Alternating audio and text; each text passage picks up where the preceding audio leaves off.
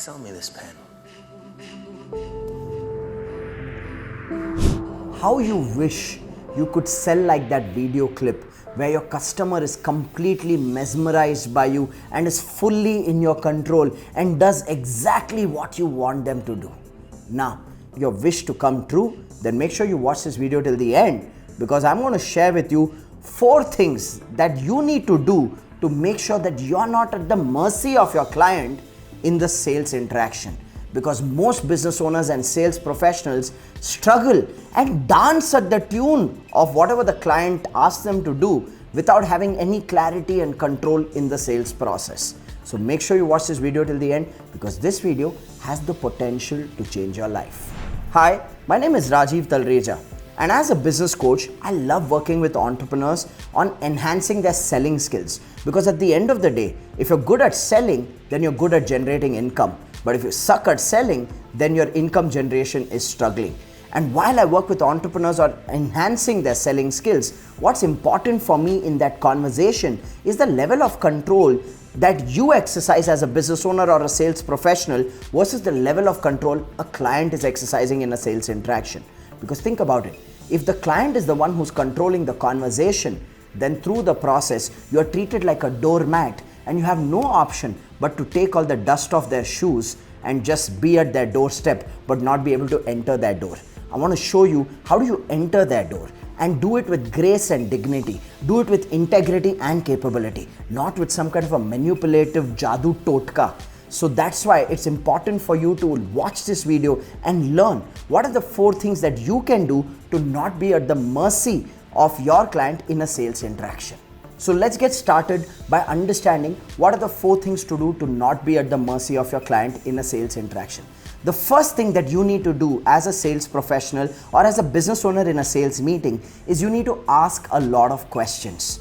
Most people have a misconception that being good at sales equals to being good at presenting, being good at talking, being good at telling the client everything about the company and the product or the service. But it's actually the exact opposite.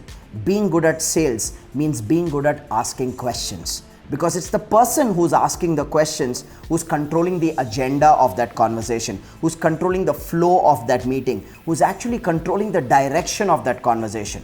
Because think about it, if you're not asking questions, then the client is asking you questions like, what's the price? And they ask that question even without understanding whether the product or service is the right product or service, or what's the benefit of using the product or service. Or if the client is the one who's asking the question, then they're asking cynical negative questions to challenge your product or service, to challenge your credibility, so that later when the price conversation comes up, they hold a bargaining power.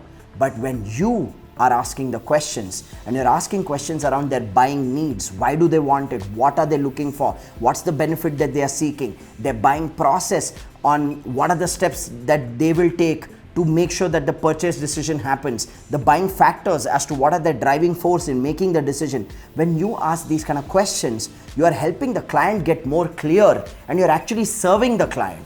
And in the process, you're controlling the conversation to make sure that's sanctity in the process of sales. So the first tip to not be at the mercy of your customer in a sales interaction is to ask a lot of questions.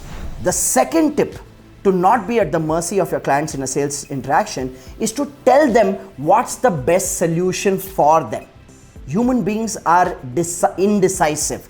They just hate making decisions. So sometimes your customer just reverts to you and says, let me think about it and get back to you. Honestly, there's nothing much for them to think about. They just want to float in the ocean of confusion and then not make any decision. So sometimes it's best to tell the client what's best for them, what's right for them, and do it with integrity.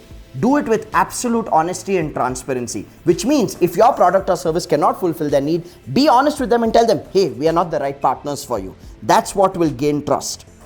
And if you believe that your product or service is the right product or service for their needs, and you've understood their needs by asking them the questions in step 1, then you can have all the conviction in the world and tell them, trust me, this is the best thing, and here's why this is the best thing for you. Because people are indecisive, they don't know how to make decisions. So tell them what is best for them. It helps you stay in control and not be at the mercy of the client. The third thing that you can do to stay in control of the sales process and not be at the mercy of the client is to constantly at each step in the sales process generate commitments.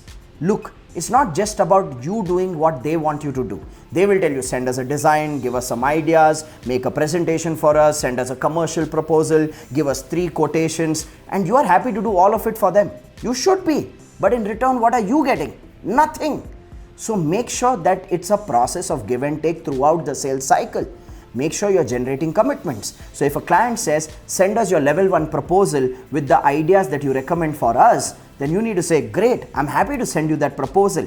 But can we also decide on by when will we receive feedback on that proposal? And generate a commitment saying, okay, within 2 days, I will get feedback from you. And then you also set a ground rule saying, hey, listen, I just want to share with you something. I don't want to be in a situation where I'm constantly following up. So my request is, even if you're busy, just make sure that you respond. Generate commitments. It's your right to ask. It's your right to be fair to yourself. It's your right to be treated with dignity for the work that you do as a sales professional.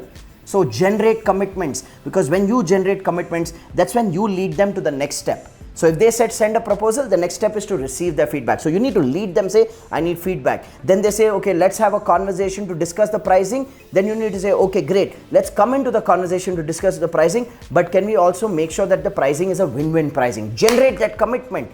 Then when you're pitching your final offer, generate the commitment to make decisions. You need to ask. That's when you are in control and you're not at the mercy of the client. Don't let your client get away with their bad habits just because they are a customer.